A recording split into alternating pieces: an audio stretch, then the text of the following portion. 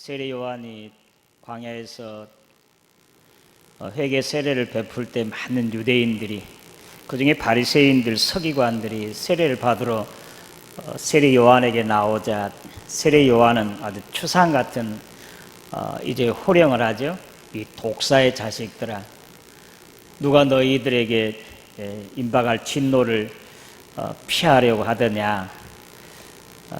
이미 도끼가 나무 뿌리에 놓였으니 회개치 아니하는 나무마다 찍어서 불에 던지우리라.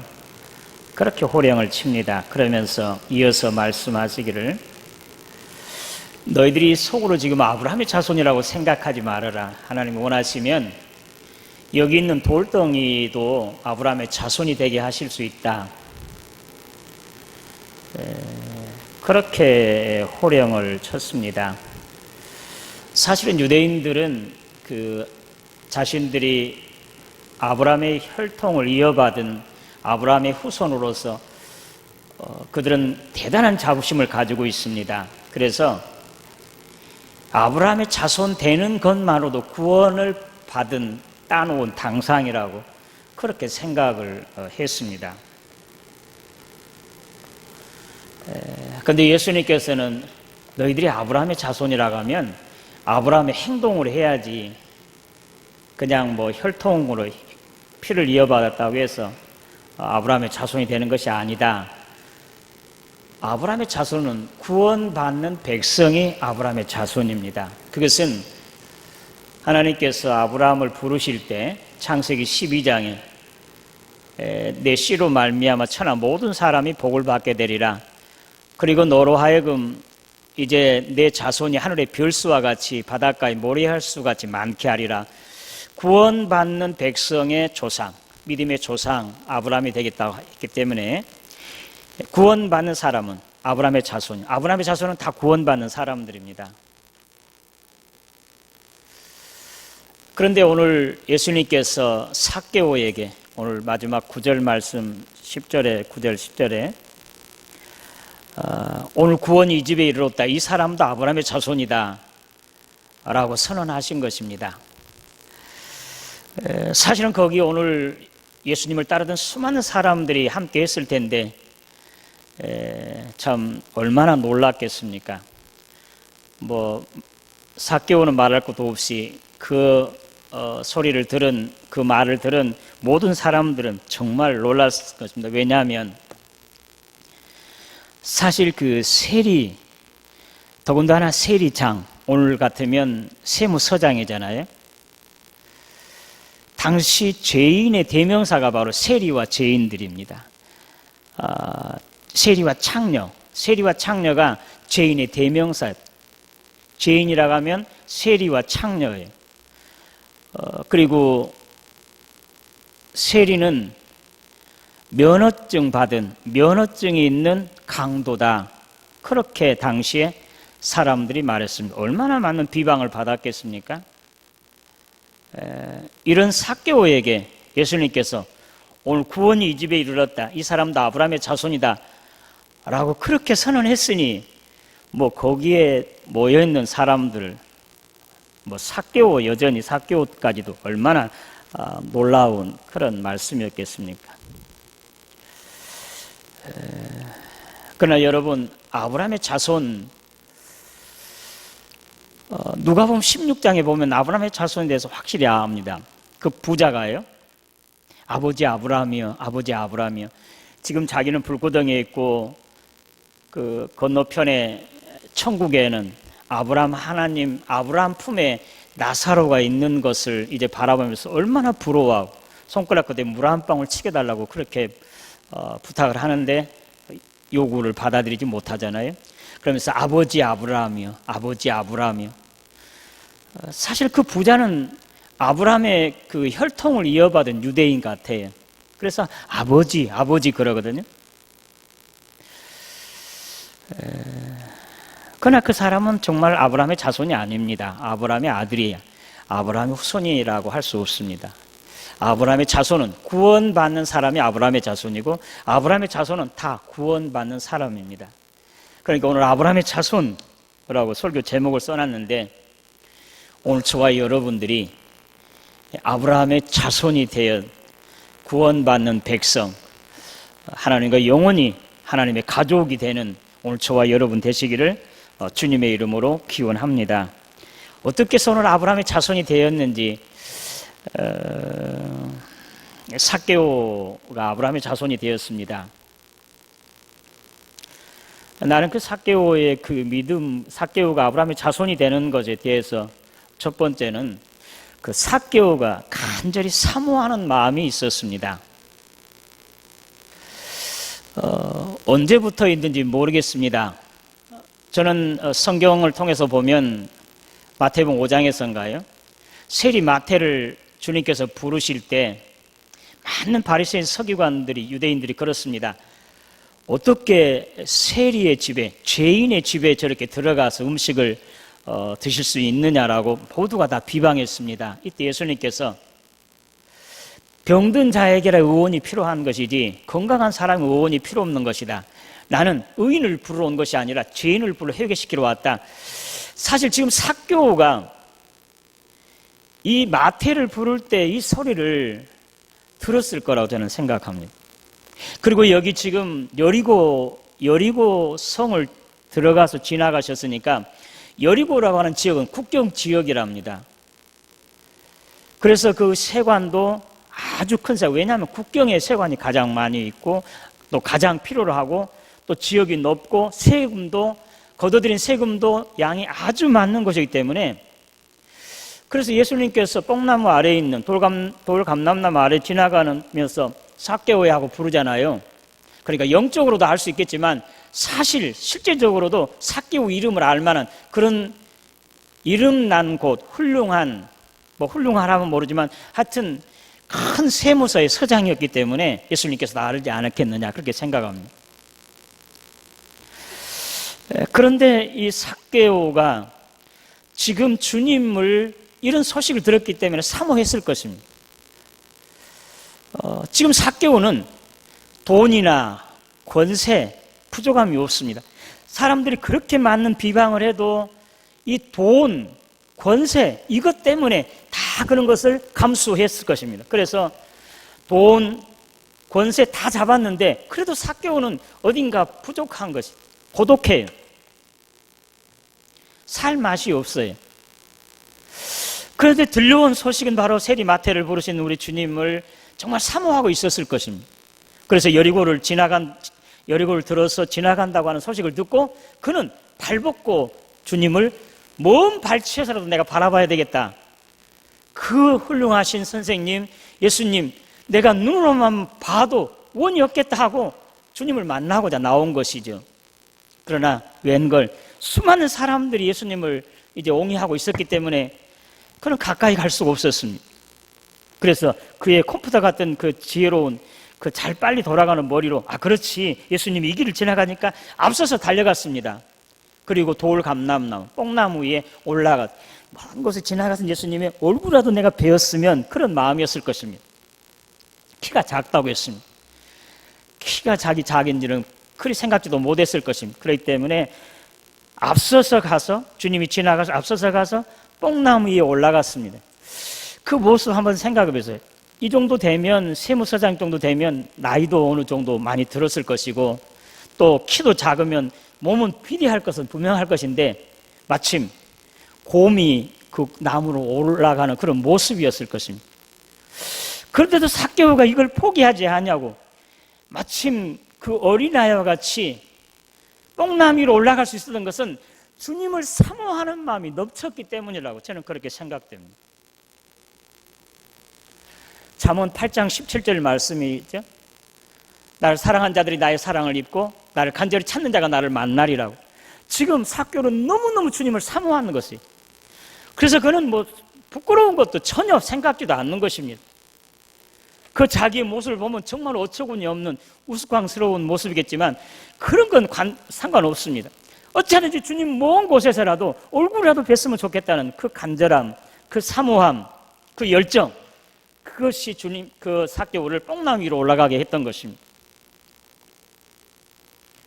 그런데 예수님이 그곳을 밑을 지나갈까 생각을 했습니다. 지금 무리들이 막 앞서서 짐이 지나갔겠죠? 중간에 계신 예수님이 이제 뒤에 사람들 따라오니까 지금 예수님께서 지금 이곳을 지나가실 거야. 그렇게 생각하는데 갑작스럽게 삭개오 빨리 내려와요. 내가 오늘 당신의 집에 유하여야 되겠습니다. 천둥 소리 같았을 것입니다. 기절할 정도였을 것입니다.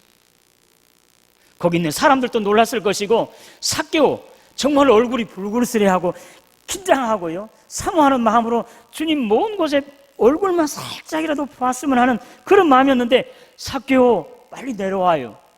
내가 오늘 당신의 집에 유하여야 되겠습니다 하는 말을 들었을 때 삭개오 그 귀에는 천둥 소리 같았을 것입니다. 막 가슴이 쿵착쿵착 했을 것입니다.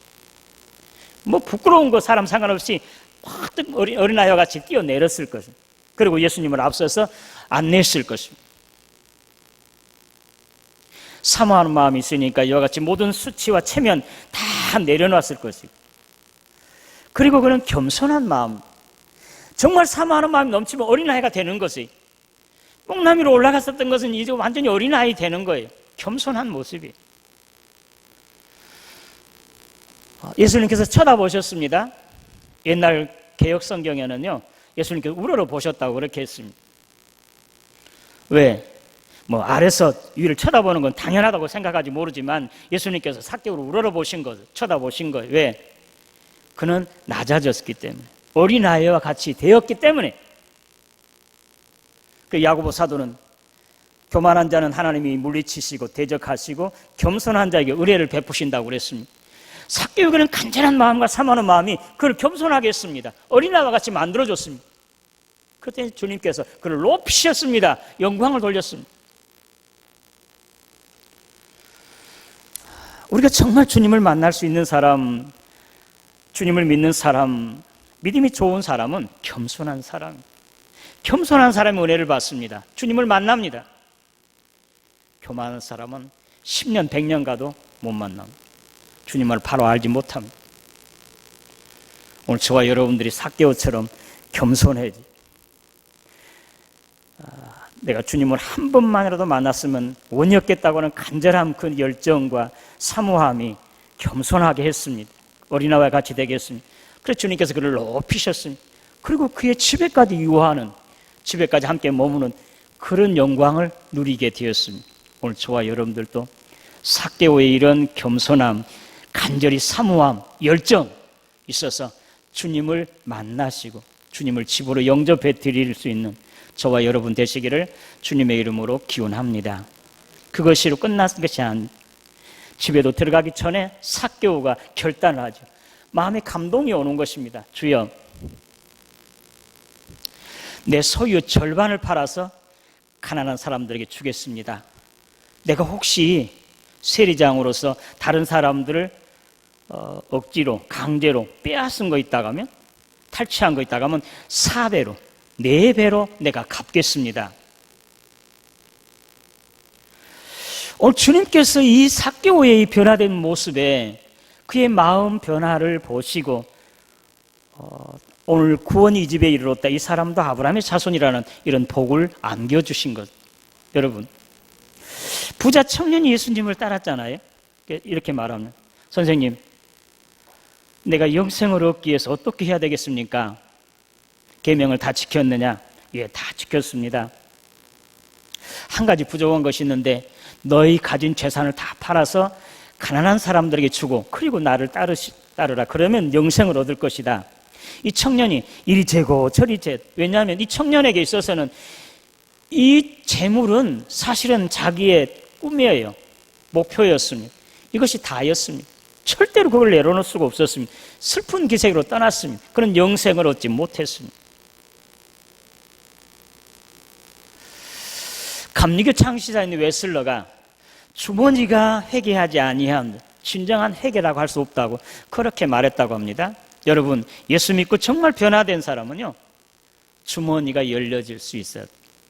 자기 것을 자기 것이라 하지 않고 아까워하지 않냐고 정말 하나님의 선교사에게, 불쌍한 사람들에게 주고 싶어하는 그런 마음, 실제적으로 그런 삶이 있어야 그런 진정으로 회개하는 사람이에요. 여러분, 삭개오, 그런 오로지 돈이나 권세로 살았습니다. 다른 사람들이 그렇게 비방하고 손가락질했어도 너가 그렇게 해라. 나는 돈이면 최고.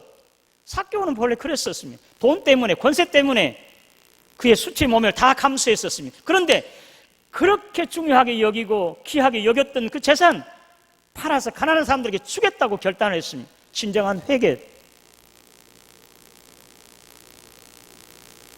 삭개오가 돈이 많아서 절반을 팔아 죽겠습니까? 그 삭개오 재산은요, 오늘 저와 여러분들이 돈에 대해서 중요하게 여기고 아까워하는 것보다 100배, 1000배 더 아까웠을 것이고 중요했을 것입니다. 그런데도 주님을 만난 삭개오의 마음은 바꿔졌습니다. 재산을 팔아서, 절반을 팔아서 가난한 사람들에게 주겠다고 자원해서 먼저 그렇게 주님 앞에 결단했습니다. 이거 진정한 회개입니다. 사도행전 2장에 보면 성령을 받으니까요, 거기에 있는 사람들이 유무상통해서 자기 것을 자기 것이라 하지 않고 다 내어놓았습니다. 사도들의 발 앞에 내려놓았습니다. 왜? 성령 받으니까, 변화되니까, 회개하니까 바꿔졌습니다. 재물이 더 중요하지 않았습니다. 하나님의 선교를 위해서, 하나님의 뜻을 위해서 아낌없이 내놓았었습니다. 왜? 성령 받으니까, 변화되니까.